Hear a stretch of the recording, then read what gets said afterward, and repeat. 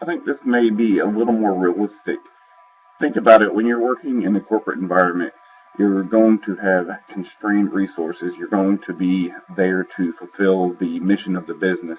You're not necessarily there just to be the IT department.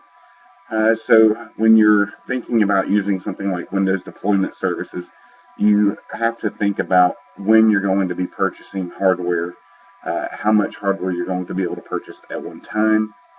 So having all identical hardware sure would make everything a bit easier.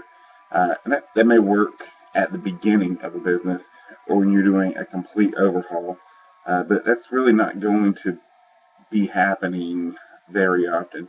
Maybe when you're starting a new location, you might start with all identical hardware, but that's still going to be different than the hardware you have back at the corporate office that's been in business for 20 or 30 years.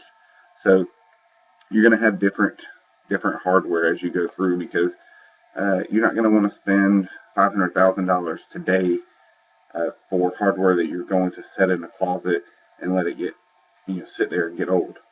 Instead, what you can do, a thing that I always was a fan of and is a good practice, is to use similar hardware, to use uh, one or two vendors for the majority of your equipment.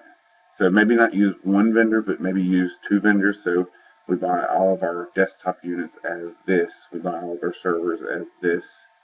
Um, so that's just my thought. But again, if you look at the requirements for WDS Windows Deployment Services, it's absolutely not required that you use it. And that's all for now.